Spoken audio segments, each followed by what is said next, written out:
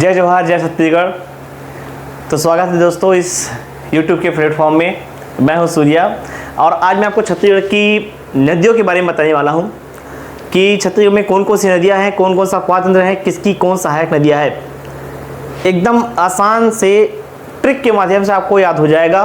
फिर उसके हम लोग देखेंगे इसका उद्गम, विसर्जन, किस नदी के तट पर कौन शहर है, किसकी लंबाई कितनी है, किसी क्या विशेषता है, कहाँ कहाँ संगम बनता है, हर चीज़ की स्टोरी आपको बताया जाएगा। ठीक है, तो शुरुआत करते हैं हम लोग ड्रेनेज सिस्टम से। ठीक है, ये जो वीडियोस हैं 2-3 पार्ट में बनेंगे। ठीक है, नदियों का पोर्शन बहुत बड़ा है, आप लोग एक बार देख लेंगे ना पूरा एक बार में ही याद हो जाएगा। तो नदियाँ स्टार्ट करते हैं। सबसे पहले हम लोग बात करते हैं नदियाँ किसे कहते हैं। तो जल की एक ऐसी धारा जो किसी पहाड़ पर्वत से निकलती हो, निरंतर बहती हो और सागर, महासागर या किसी बड़ी सी झील या नदी में जाकर मिल जाती हो, क्या कहलाती है? नदियाँ कहलाती है। छत्तीसगढ़ इस भूभाग में हजारों नदियाँ हैं, छोटी बड़ी नदियाँ मिलाकर हजारों नदियाँ हैं। लेकिन इसमें जो मुख्य रूप से अपवाद तंत्र को बांटा गया है, 5 भागों में विभाजित किया गया है। ड्रेनेज सिस्टम, अपवाद तंत्र। अब सवाल उठ रहा है कि सर अपवाद तंत्र किसे कहेंगे? एक शब्द में समझिए कि अपवाद तंत्र उस क्षेत्र की सबसे बड़ी नदी होगी जिसकी बहुत सारी क्या होती हैं, सहायक नदियाँ होती हैं। तो छत्तीसगढ़ की अपवाद तंत्र कितने हैं छत्तीसगढ़ में? तो 5 हैं। कितने हैं? 5। बहुत सिंपल तरीके से समझिए, कौन कौन सा देखते हैं। तो देखिए, छत्तीसगढ़ में जो अपवाद तंत्र हैं वो मुख्यतः 5 हैं। सबसे पहला है आपका महानदी, दूसरा कोई आंकना है गोदावरी, तीसरा कोई आंकना है गंगा, चौथा कोई आंकना है ब्राह्मणी और 5वां आंकना है नर्मदा। कौन सा जी? नर्मदा। महानदी, गोदावरी, सोनगंगा, ब्राह्मणी और नर्मदा। अब इसका परसेंटेज कितना कितना है इसको देख लेते हैं। बहुत सिंपल सा है। परसेंटेज की बात करेंगे तो मौखिक में ऐसे याद करवा देता हूँ। आपको 14 घंटे सोना है। कितने घंटे सोना है? 14। अरे सर 14 घंटे सोने के लिए बोलते हैं। चलो भाई 14 घंटे में सो 14 तोला सोना खरीद, 14 सोना। ठीक है, 14 तोला क्या खरीदना है? सोना खरीदना है। ठीक, तो सोना से आंकना है सोनगंगा और 14 से आंकना है 14%। कितना परसेंट? 14%। 4 दूनी 28, 28 दूनी 56। याद हो गया आसानी से। 14% किसको मानेंगे? सोनदी को। सोनदी को दुगना क्या होगा? गोदावरी। गोदावरी दुगना क्या होगा? आपका महादी। जो 14 दूनी 28, 28 दूनी 56। ब्रह्मा जी की एकमात्र मूर्ति है। ठीक है, तो 1.03 और बस 1% पूछा गया है, वो नर्मदा का 0.55%। 0.55%। आपको आसानी से याद हो गया होगा। महादी का 56, गोदावरी का 28, सोनगंगा का आपका ठीक है 14%, 13 कुछ है बुक में लिखा जाता है। परसेंटेज में आपको याद करने के पर्पज से याद कर रहा हूँ। ब्राह्मणी का 1.03% और लास्ट में नर्मदा क्या है आपका 0.55%। अब ये कौन कौन है, कहाँ कहाँ, इसको देख लेते हैं। तो एक मैंने बना दिया छत्तीसगढ़ का मैप।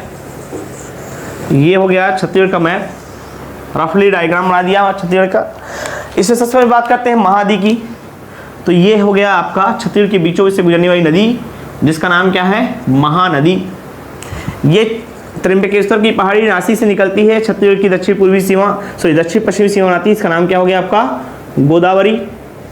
सेकेंड, तीसरी जो है अमरकंटक सोनमुड़ा की पहाड़ी से निकलती है जिसका नाम क्या है? सोन नदी। और गंगा पटना में गंगा के पास जाकर पटना में गंगा से जाकर मिल जाती है, इसलिए क्या बोलते हैं उसको? सोन गंगा अपवाद तंत्र। रांची की पहाड़ी से निकलती है जिसका नाम क्या है आपका? ब्राह्मणी नदी। कौन सा नदी? ब्राह्मणी। और अमरकंटक से निकलती है, उसका नाम क्या है? नर्मदा नदी। कौन सा नदी है? नर्मदा।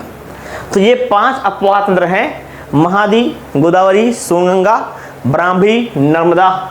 इतना हो गया, ब्राह्मणी और नर्मदा। अब यहाँ से क्वेश्चन क्या क्या पूछते हैं उसको देखेंगे। सिंपल तरीके से जानना है। पहला चीज़ तो कुछ मौखिक चीज़ जानिए।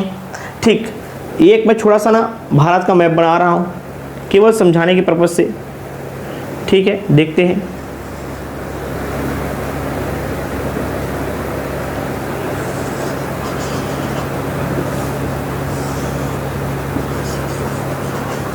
ठीक, छोटा सा एक मैप बन गया भारत का। यह है बंगाल की खाड़ी और यह है आपका अरब सागर। कौन सागर? अरब सागर। बंगाल की खाड़ी और अरब सागर। यह हमारा छोटा सा है यहाँ पर छत्तीसगढ़। अब इसमें नाम देख लेते हैं। एक है आपका महादी, एक है गोदावरी, इधर से ब्राह्मणी, ये है सोनगंगा जो गंगा से आके मिल रही है, और इधर से क्या है आपका नर्मदा। तो अगर देखेंगे गौर से तो महादी, गोदावरी और ब्राह्मणी, महादी, गोदावरी और ब्राह्मणी, ये सब के सब पूर्व की ओर बह रहे हैं और बंगाल की खाड़ी में जाके मिल रहे हैं। उसी प्रकार हम लोग बात करते हैं सोन नदी की। तो सोन एकमात्र नदी है जो ना तो अरब सागर में जाके मिल रही है, ना तो बंगाल खाड़ी में वो मिल रही, किसी से मिल रही है, मतलब किसी अन्य बड़ी नदी से मिल रही है, तो गंगा से मिल रही सहायक नदी है। नर्मदा की बात करते हैं तो एकमात्र नदी जो पूर्व की ओर बह रही है और ये है पश्चिम की ओर बह रही है और अरब सागर में जाके गिरती है। एक चीज़ रखना, जो हमारा भारत है, भारत जो है, देखिए ये देखिए, ये जैसे बुक है तो ये भारत जो है, इसको भारत समझिए। तो भारत जो है ना पूर्व साइड से थोड़ा ढलान है, कैसा है, ढालनुमा है, और यहाँ से उठा हुआ है। तो ढलान युक्त जब नदियाँ जब ढलान में बहती है ना तो कई पार्ट में डिवाइड हो जाती है। ढलान में जैसी नदी जाती है, बंगाल की खाड़ी को जैसी कोई नदी जाती है तो वो कई पार्ट में डिवाइड हो जाती है। तो जब वो जाएगी कोई एक नदी और जैसे ढलान में पहुंचेगी तो कई पार्ट में जब नदी डिवाइड हो जाती है तो उसे बोलते हैं वितरिकाएं। क्या कहलाते हैं, वितरिकाएं। और ये बनाती हैं डेल्टा। क्या बनाती हैं, डेल्टा। और जब पूर्व पश्चिम की ओर जाके बह रही है, ये ऊंचा है, तो जब अरब सागर की ओर जब कोई नदी जा गिरती है तो वो नीचे खाई संरचना बनाती है, गड्ढा बना देती है जैसे झरना होता है, और वो निर्माण करती है आपका एस्चुरी का, जिसे बोलते हैं ज्वार नद। क्या बोलते हैं, ज्वार नद। तो आपसे मैं क्वेश्चन पूछा, आपको आंसर देना है कि छत्तीसगढ़ का ऐसा कौन सा प्रवाह है जो एस्चुरी बनाएगा, तो कौन बनाएगा, आपका नर्मदा। छत्तीसगढ़ का ऐसा कौन सा प्रवाह है, कौन से प्रवाह हैं जो आपके डेल्टा बनाएंगे, तो ब्राह्मणी, महादी और गोदावरी। छत्तीसगढ़ का ऐसा कौन सा प्रवाह तंत्र जो उत्तर की ओर बहती है, किसी और की सहायक नदी है, तो वो कौन सी आपकी सहायक नदी। तो अपवाह तंत्र से आपसे इतने ही क्वेश्चन पूछने हैं, अपवाह तंत्र से आपसे इतने ही क्वेश्चन पूछने हैं, ठीक है। बेसिकली क्वेश्चन, कुछ क्वेश्चन और पूछ रहा हूँ। ऐसे कौन सा अपवाह तंत्र जो छत्तीसगढ़ के बीचों बीच से गुजरती है, तो है महादी। छत्तीसगढ़ का ऐसा कौन सा अपवाह तंत्र है जो दक्षिण पश्चिम सीमा रेखा बनाती है, तो गोदावरी। छत्तीसगढ़ का ऐसा कौन सा प्रवाह तंत्र है जो उत्तर पूर्वी सीमा रेखा बनाती है, तो कौन सा है आपका ब्राह्मणी। छत्तीसगढ़ का ऐसा कौन सा प्रवाह तंत्र है जो पश्चिम की ओर बह रही है, वो कौन सा होगा, पश्चिम की ओर, तो नर्मदा। ऐसा कौन सा प्रवाह जो उत्तर की ओर बह रही है, ठीक है, तो कौन सा है आपका सोन नदी। चीजें क्लियर है, ये आपसे बनना चाहिए। सोन गंगा जो है, ये सोन नदी अलग है, गंगा अलग है, ठीक है। सोन नदी गंगा से जाके मिल रही पटना में, इसलिए सोन गंगा इसे बोल रहे हैं। तो ये है अपवाह तंत्र। कौन सा तंत्र है, अपवाह तंत्र। सबसे बड़ा अपवाह तंत्र कौन सा है, महादी 56%, और सबसे छोटा कौन सा है आपका नर्मदा 0.55%। तो ये रहा अपवाह तंत्र की कहानी। अब इसके बाद हम लोग देखते हैं महादी, गोदावरी, सोनगंगा, ब्राह्मणी और नर्मदा, इनका डिटेल देखते हैं। डिटेल इन द सेंस इनकी कौन कौन सी सहायक नदी है। तो इसे आप लोग जब तक क्या कहते हैं, फोटो खींच लेंगे, स्क्रीनशॉट ले लेंगे। चलिए, हो गया होगा। आपको महादी की एक बेहतरीन स्टोरी बताता हूं, बहुत सारी चीजें क्लियर हो जाएंगी, ठीक है। महादी जो नदी है ना, ये छत्तीसगढ़ की जीवन रेखा है। कौन सी रेखा है, जीवन रेखा। तो महादी की सहायक नदी तो मैं ऐसे 2 मिनट में याद करवा दूंगा, इसकी स्टोरी सुनो। एक बार क्या हुआ, एक ऋषि जो है तपस्या में बैठे हुए थे, लीन हो गए थे तपस्या में। तपस्या इसलिए कर रहे थे ताकि उस क्षेत्र में मतलब पानी की कमी थी, निर्जन था, लोग पानी मतलब प्यास से मरते थे।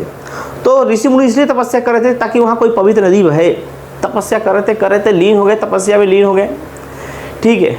और उसके आसपास के जो ऋषि मुनि हैं वो हर साल की तरह उस साल भी जाते हैं गंगा स्नान करने के लिए। तो वो उसी रास्ते से गुजरते हैं जहाँ ऋषि मुनि तपस्या कर रहे हैं। तपस्या करते करते वो इतने लीन हो गए थे कि इनको कुछ होश आवास नहीं था। ऋषि मुनि वहाँ से गुजरे, देखें कि इनको भी साथ ले जाते हैं। बहुत प्रयास किया उन्होंने उठाने का, लेकिन वो उठे नहीं। फिर वो ऋषि जो अन्य ऋषिगण थे जो गंगा स्नान करने के लिए जा रहे थे, वो डर जाते हैं कि भैया अगर ये इसको गुस्सा आ गया तो हम लोग को भस्म कर देगा, ये श्राप दे देगा। चले जाते हैं, गंगा स्नान करके आते हैं तो अपने अपने कमंडल में ना गंगा लेकर आते हैं, गंगा जल लेकर आते हैं। तो वो सोचते हैं कि भैया, फिर उसी रास्ते गुजरते हैं, देखते हैं कि तपस्या में अभी भी लीन है। तो सब कोई अपने अपने कमंडल से थोड़ा थोड़ा गंगा जल उनके कमंडल में रख देते हैं। गंगा जल में जो गंगा माँ है वो साक्षात उनको देख रही है कि इतना तपस्या कर रहा है, मेरे लिए तपस्या कर रहा है। प्रकट हो जाती है। प्रकट होने के बाद वो ऋषि मुनि बोलती है कि मैं तुम्हारी तपस्या से खुश हुई हूँ, जो मांगना है मांगो। लेकिन वो इतना लीन हो जाते हैं कि भैया मोर पथरा के देवता डोलत नहीं हो, मतलब उड़ते ही नहीं हैं।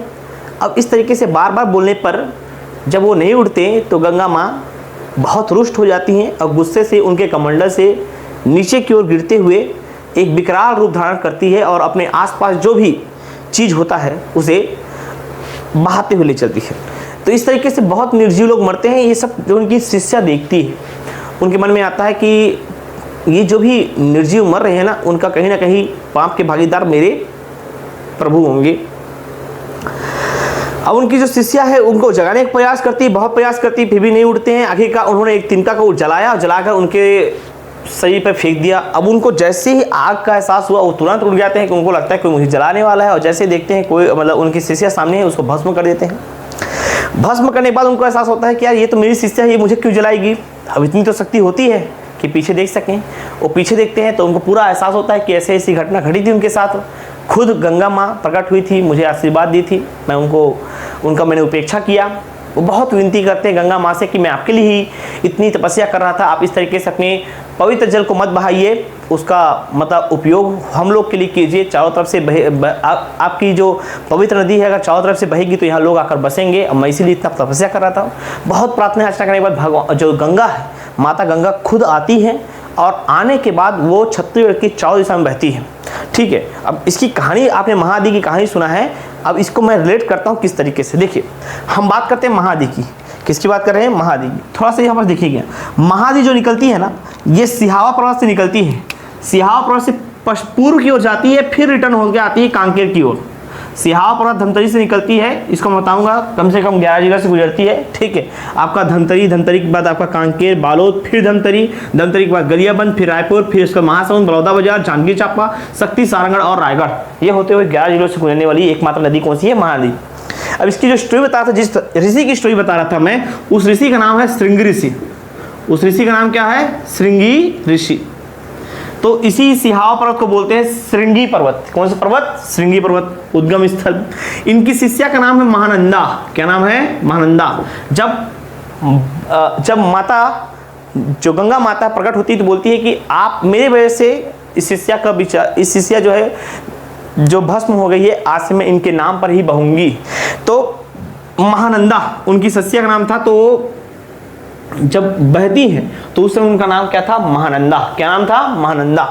उसके बाद देखते हैं, ये देखो पूरा छत्तीसगढ़ ढाल जो है पूर्व की ओर है। तो चाहते तो हम देखते हैं इस स्टोरी के बेस पर, अगर मैं स्टोरी कैसे गलत तरीके से नहीं बता रहा हूँ मैं आपको, तो ये पूर्व की ओर बहकर बंगाल खाड़ी में जाकर मिल सकती थी, लेकिन वो फिर से रिटर्न होती हैं और छत्तीसगढ़ की तीनों दिशाओं में, देखिए इधर पश्चिम की ओर जा रही है, फिर उत्तर की ओर जा रही है, फिर पूर्व की ओर जा रही है। तो इस तरीके से सभी दिशाओं में बहती हैं। तो श्रृंगी पर्वत से निकलती है, ऋषि तुल्या जो महानंदा है, महानंदा के नाम से बहती है उस समय। अब यहाँ से क्वेश्चन पूछेगा कि महादी का जो नाम है ये किस किस काल में क्या क्या था। तो यहाँ पास आपको बहुत, ये जो स्टोरी सुनाया है ना, उसी के बेस पे मैं इसको सुनाने वाला हूँ, स्टोरी में बताने वाला हूँ। तो दो नाम तो आपको याद रखना है, पहले से दो नाम याद रखना है। एक नाम है, अन्य नाम में आपको याद रखना है, एक नाम है आपका महानंदा। क्या नाम है? महानंदा। और दूसरा नाम याद रखना है आपको ऋषि तुल्या। ऋषि तुल्या, ऋषि तुल्या क्यों? क्योंकि ऋषि की बेटी, तुल्या मतलब क्या होता है? बेटी। जो महानंदा थी वो किसकी बेटी थी? ऋषि, श्रृंगी ऋषि की क्या थी? बेटी थी, ऋषि तुल्या हो गया। अब एक बेहतरीन ट्रिक एक बार में याद हो जाएगा महादी के युगों में जो जो नाम थे। एक लड़का जिसका नाम है सनी, एक लड़का जिसका नाम क्या है? सनी। ये चित्रकार है। ये क्या है? चित्रकार है। हमेशा एक चित्र बनाता है। हमेशा कितना चित्र बनाएगा? एक ही चित्र बनाएगा। लेकिन जिस दिन इसने पी लिया वो 2 चित्र बनाएगा। कितना चित्र बनाएगा? 2 चित्र। अब एनर्जी ज़्यादा आ गई है। ठीक है, आज हम 2 कविता लिखेंगे ऐसे टाइप का। ठीक है, तो ये पी के सनी 2 चित्र बनाया। कितना बनाया? 2 चित्र बनाया। पी के सनी 2 चित्र बनाया। मैं जितने भी ट्रिक आपको बताऊंगा, ठीक है, ये जो मैं बनाया रहता हूँ ना, उसके पीछे एक कहानी रहती है। ऐसा नहीं कि पहले लेटर को उठाया और लिख दिए, ऐसा नहीं। उसके पीछे एक स्टोरी रहेगी ताकि आपको वो ट्रिक आसानी से याद हो सके। महादी के आपको याद रखना है नाम युग के अनुसार, तो ये ट्रिक याद रखना है। पी के सनी 2 चित्र बनाया, पी के सनी 2 चित्र बनाया, पी के सनी 2 चित्र बनाया। एक भी याद रहेगा ना तो क्लियर हो जाएगा। पी के सनी 2 चित्र बनाया। तो देखिए कौन कौन सा देखते हैं। पी से बोलना है प्राचीन काल। पी से कौन सा काल हो गया? प्राचीन काल, पी से आपको प्राचीन काल रखना है, के से लिखना है कनक नंदा। कौन सा नंदा? कनक नंदा। स से बोलना है सतयुग, स से क्या बोलेंगे? सतयुग। और नी से बोलना है नीलोत्पला।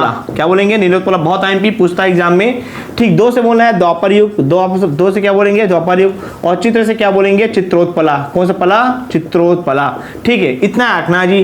प्राचीन काल में छत्तीसगढ़ में महाद्वीप क्या बोलते थे? कनकनंदा। सतयुग में क्या बोलेंगे? नीलोत्पला।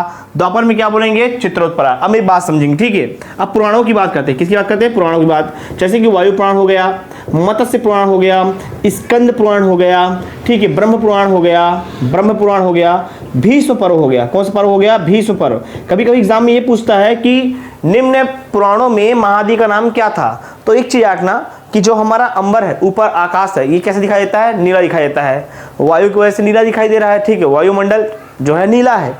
तो नीले नीले अंबर पे क्या याद करना है? नीले नीले अंबर पे, मतलब वायुमंडल, मतलब वायु पुराण में जब भी पूछेगा तो नीला से नीलोत्पला। बस इसको बस याद रखना, नीला से क्या बोलना है? नीलोत्पला बोलना है। बाकी सभी में आपको कुछ भी पूछे इसके अलावा तो क्या बोलेंगे आप लोग? चित्रोत्पला बोलेंगे। क्या बोलेंगे? चित्रोत्पला। तो इस तरीके से अगर महाद्वीप के अन्य नाम के बारे में बात होती है तो एक नाम है ऋषितुल्य और एक नाम क्या है आपका? महानंदा। प्राचीन काल में क्या बोलेंगे? कनकनंदा। ठीक है, सतयुग में क्या बोलेंगे? नीलोत्पला। द्वापर में क्या बोलेंगे? चित्रोत्पला। वायु पुराण में क्या बोलेंगे? नीलोत्पला। स्कंद पुराण, ब्रह्म पुराण, मत्स्य पुराण या भीष्म पर्व में क्या बोलेंगे? तो इसको क्या बोलेंगे? आपका चित्रोत्पला। तो ये रहा जी महाद्वीप का इंट्रोडक्शन। ठीक है, इसके बाद हम लोग बात करते हैं महाद्वीप की सहायक नदियों के बारे में। किसके बारे में? महाद्वीप की सहायक नदियों के बारे में। नेक्स्ट वीडियो में आपको बताऊंगा महाद्वीप की सहायक नदी कौन कौन सी है, गोदावरी की सहायक नदी कौन कौन सी है, ब्राह्मणी, नर्मदा और सोनगंगा पात्र में सहायक नदी कौन कौन सी है। ट्रिक के माध्यम से उसको भी याद कर लेंगे। लगा आपको अच्छा लगेगा वीडियो तभी इसको लाइक शेयर सब्सक्राइब करेंगे, ठीक है। और कमेंट्स में जरूर बताएंगे कि क्लास कैसा रहा, ठीक है। धीरे धीरे हम लोग ऐसे ही रोज वीडियो डालते जाएंगे, जितना समय मिलता जाएगा आपको इसका फायदा होगा, ठीक। मिलते हैं नेक्स्ट क्लास में। Thank you so much.